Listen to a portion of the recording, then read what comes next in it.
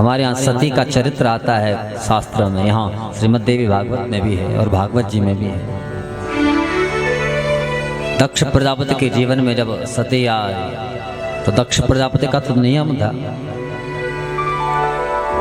प्रतिदिन अपनी बेटी को देखता है और मन में भाव आते हैं तो साक्षात जगदम्बा है और थी ही जगदम्बा।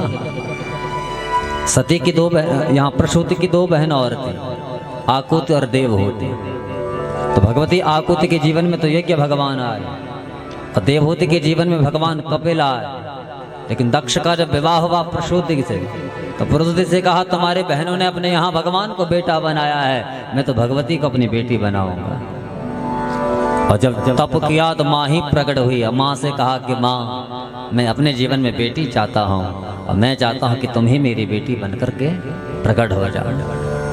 तो साक्षात जगदम्बा ही उनके जीवन में बेटी बनकर के आए और दक्ष प्रजापति रोज अपनी उस बेटी का दिव्य श्रृंगार करता है। जब सती उठती हैं उसको देखता है तो साक्षात जगदम्बा अपनी बेटी में दिखती है और नित्य नया श्रृंगार। लेकिन विडंबना है, आज हम बेटी को चाहते ही नहीं। हाँ, सबको तो बेटा चाहिए। हाँ, जहाँ जिस दिन ये हवन होगा ना, यहाँ पूर्णाहुति, उस दिन फिर हम बेटी ढूंढेंगे कन्या जमाने के लिए, लेकिन अपने घर में नहीं चाहिए। अरे जो सृष्टि की मूल आधार है, यदि उसको ही तुम अपने से दूर कर दोगे तो ये सृष्टि कैसे पनपेगी। प्रकृति का बैलेंस है, समझना जरा। और बैलेंस बिगड़ गया तो अनर्थ होगा।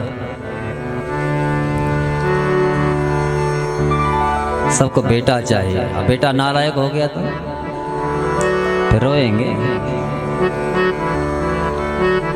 बुढ़ापे में खटिया कहीं काल कोठरी में रहेगी, रोते रहेंगे। खूब पढ़ाया लिखा, देखो ना हमको इस अवस्था में छोड़ करके चला गया। और बेटी कहीं भी रहेगी, किसी भी अवस्था में रहेगी, उसको अपने माँ और पिता का ध्यान रहता है। इसलिए नित्य नया श्रृंगार। बेटी जब जीवन में आ जाए उसको जगदम्बा का स्वरूप मानिए। ये समझिए कि मेरे जीवन में स्वयं भगवती ने ही कृपा की है कि बेटी बनकर के मेरे जीवन में आए, और उसका रोज श्रृंगार कीजिए जितना हो सके और फिर अपने जीवन में चमत्कार देखिए। यह अनुभव है अपना।